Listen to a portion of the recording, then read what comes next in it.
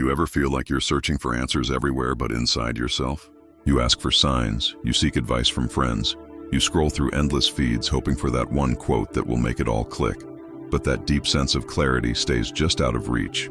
It can feel like you're a ship lost in a fog, desperately looking for a lighthouse, when the truth is, the most powerful light, the most unerring compass, has been on board with you this whole time.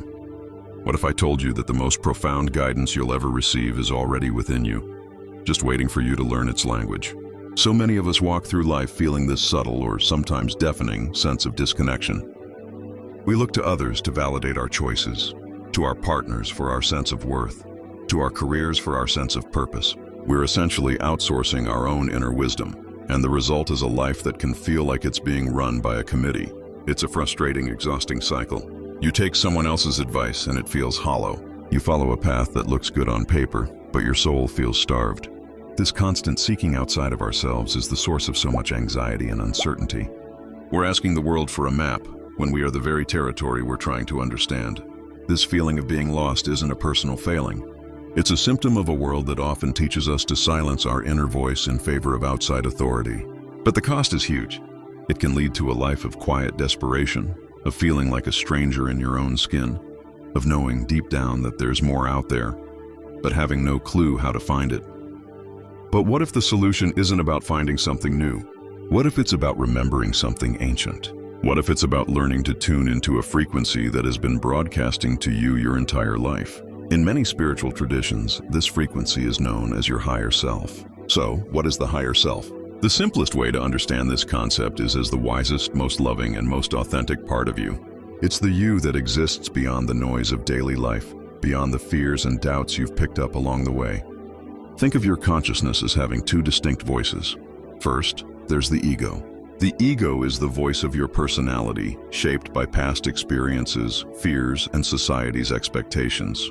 Its main job is to keep you safe, and it often does this by being loud, critical, and obsessed with control.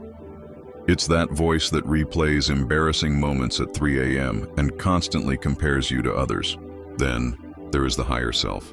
From a spiritual perspective, it is the steady, whole, and quiet presence in the background, representing your true nature. It's the part of you that holds no judgments and sees your life from a more expansive perspective. It's considered the source of your intuition, creativity, and capacity for unconditional love. It communicates in a quiet whisper, not a demanding shout. Connecting with it isn't about becoming someone else. It's about clearing away the static of the ego so you can finally hear the truth of who you've always been. The only thing that creates the illusion of distance is your focus on the noise. Learning to communicate with this part of yourself can be a truly transformative journey. It's the path back home, and today we're going to walk that path together, with clear, actionable steps you can start using right away. The first and most foundational way to open these lines of communication is meditation. Now, I know that for some, the word meditation can be intimidating. You might picture a monk in perfect silence for hours and think, I could never do that. My mind is too busy. That's a bit like saying you're too dirty to take a shower. The whole point of meditation in this context is to gently work with that busy mind, not to fight it. Think of it this way: your mind, with its tens of thousands of thoughts a day, is like a radio station playing loud static. It's hard to hear the subtle music underneath all that noise. Meditation is the act of slowly, gently turning down the volume on that static. You don't have to get rid of it completely, you just need to lower it enough to hear the melody. So, how do we do this? Let's walk through a simple practice. First, find a comfortable place to sit. You don't need a special cushion or a pretzel-like posture. A chair is perfect. Just sit upright, letting your hands rest gently on your lap. Now, gently close your eyes and bring your awareness to your breath. Don't try to change it, just notice it. Notice the feeling of the air entering your nostrils, filling your lungs, and the gentle release as you exhale. Your breath is your anchor to the present moment. Your mind will wander. That's its job. When you notice you've drifted to your to-do list or a conversation from yesterday, just gently and without judgment, guide your attention back to your breath. The key word here is gently. Don't scold yourself. The act of noticing you've wandered and kindly returning is the meditation. Every time you do it, you're strengthening your awareness muscle. Once you've settled in for a few minutes, set a clear intention. An intention is like dialing a specific phone number. You can say silently in your mind, I am open to connecting with my higher self. I am ready to listen. This simple act focuses your energy. Now just sit in the quiet with a sense of open curiosity. Be receptive. People who practice this often report that guidance doesn't come as a booming voice. It's much more subtle. It might be a feeling, a sudden wave of peace, or a sense of knowing in your gut. It might be an image or a symbol that flashes in your mind's eye. It might be a single word that drops into your awareness, like patience, release, or trust. Or it might be what some call a claircognizant hit, an instant knowing, where an answer suddenly becomes clear without you logically thinking it through. Don't strain or search for an answer. The harder you look, the more it seems to hide. Your only job is to create a quiet, welcoming space inside, and trust that what's meant for you will arrive. Start with just 5 minutes a day. As you practice, the moments of quiet can lengthen, and the whispers of wisdom may become clearer. If meditation is about listening, intuitive journaling is about having a direct conversation. This practice allows you to create a written dialogue between your conscious mind and what you feel is your deeper wisdom. It's a powerful way to explore specific questions and learn to distinguish different inner voices. Here's how you can start. First, create a little space for your writing. It doesn't have to be fancy. Just find a calm spot where you won't be interrupted for 15-20 minutes. Maybe light a candle or put on some soft music. Using a journal and a pen you love can make it feel more intentional. Before you start writing, take a few deep breaths, just like in the meditation. Center yourself and state your intention. I now invite my higher self to communicate with me clearly through this journal. Now, at the top of a blank page, write down a specific question. Instead of something vague like, what should I do with my life? You could try, what is a helpful perspective on my current situation with specific challenge? What would I choose here if I were looking at this from a place of wisdom and love? What pain am I ready to release? What is one step I can take today to feel more aligned with my purpose? How can I better distinguish between my fearful thoughts and my intuitive voice? Once you've written your question, here's the key. Let go. Don't try to think of an answer. Put your pen on the paper and just let the words flow without censoring or editing. Don't worry about grammar or if it makes sense. Just keep your hand moving. You might be amazed at what comes through. The answers that flow in this state often have a clarity and compassion that your everyday analytical mind doesn't usually offer. So, how can you tell the difference between different streams of thought? With practice, many people find the distinction becomes clearer. The voice of the ego is often described as frantic, critical, and fear-based. It might use words like should and have to. It tends to bring up past failures or future worries. Its advice often feels complicated and heavy. In contrast, the voice people identify as their higher self is often described as calm, loving, and simple. Its guidance feels expansive and peaceful, even if it's pointing out a challenge. The answers often feel direct and true in your body. When you read the words back, you may feel a sense of relief, a sense of, yes, that's it. After you've finished, take a moment to read what you've written as if a wise, loving friend wrote it for you. This practice of journaling is like building a bridge.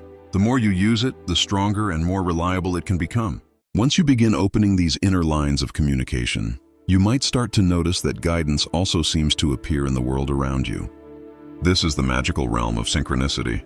Coined by the psychologist Carl Jung, synchronicity refers to meaningful coincidences, events that seem connected but have no obvious causal link. From a spiritual perspective, synchronicities are seen as winks from the universe, signs from your higher self that you're on the right path, or being gently nudged in a new direction. Learning to read this language is all about cultivating mindful awareness. These signs may be happening all the time, but you can only see them when you're paying attention. What do these synchronicities look like? They can take countless forms. Repetitive numbers. Do you find yourself seeing number sequences like 1111 or 222 over and over? In some spiritual communities, these are often seen as angel numbers or coded messages. For example, 1111 is often interpreted as a sign of spiritual awakening and a confirmation that your thoughts are aligning with your reality. Overhearing the perfect conversation. You're wrestling with a problem and you walk past two strangers and one of them says the exact sentence you needed to hear. The right book or song. A friend randomly recommends a book on the exact topic you've been pondering. Or you get in the car and the song lyrics on the radio speak directly to your heart. Serendipitous encounters. You've been thinking you need to connect with someone in a certain field, and you run into an old friend at the grocery store who happens to do that exact work. Animal messengers. In many traditions, specific animals that appear in unusual ways A hawk, a butterfly, a dragonfly are seen as spirit guides or messengers carrying symbolic meaning. The key to working with synchronicity is to approach it with a balance of openness and discernment. When one of these events happens, first just notice it. How does it make you feel? Often a true synchronicity comes with a physical sensation, chills, or a feeling of, whoa. This can be your body's way of confirming that something significant just happened. Gently ask yourself, what was I just thinking about? The synchronicity is often interpreted as a direct commentary on your internal state. Don't fall into the trap of overanalyzing everything. That's the ego trying to control the process. Instead, cultivate a relaxed awareness. Trust that the important messages will be clear. This practice can transform your view of life from a series of random events into a beautiful conversation with a universe that is reflecting your inner world. So, what happens when you commit to these practices? When you shift from seeking answers outside to listening inside, the transformation can be profound. This isn't just about feeling a little calmer. It's about a fundamental shift in your entire way of being. This kind of deep introspection often leads to an unshakable sense of clarity. The mental fog of confusion starts to lift. You don't have to poll 10 friends before making a choice, because you're cultivating an inner compass that points toward your own true north. With this clarity comes a new level of confidence. It's not the loud confidence of the ego, but a quiet self-assurance that comes from knowing who you are at your core. You stop needing so much external validation because you are validating yourself. You become more resilient. You don't get thrown off course as easily by criticism or setbacks, because your sense of self-worth is no longer up for debate. Perhaps most beautifully, you begin to connect with a powerful sense of purpose. The guidance that comes from deep within will always lead you toward your most authentic expression, toward work that fulfills you and relationships that nourish you. You begin to see your struggles not as punishments, but as opportunities for growth. You start to experience life as a co-creation. You feel supported, guided, and loved by the most intimate part of your own being. The feeling of loneliness dissolves, replaced by a constant sense of connection. You learn to trust the flow of your life, understanding that you are being guided even when you can't see the full path. This is the shift from a life of striving to a life of arriving, in each moment, present, empowered, and whole. The journey to connect with your own inner wisdom is the most rewarding adventure you can take. It's the journey from feeling lost in the world to feeling at home in yourself. The wisest teacher and the most unconditional love you've been looking for has been inside of you all along, patiently waiting for you to quiet the noise and listen. So your invitation today is simple. Choose just one method we talked about. Maybe it's 5 minutes of quiet meditation each morning. Maybe it's asking your inner self one question in a journal tonight. Or maybe it's just deciding to be more aware of the synchronicities in your day. Start small, be consistent, and approach it with curiosity. I would love to hear about your journey. Share in the comments which method you're going to try, or if you've had an experience you'd like to share. Your story could be the very sign someone else needs to see today. And if you want to dive deeper into practices like this, be sure to subscribe. Thank you for walking this path with me today. Remember, you are so much more powerful and wise than you've been led to believe.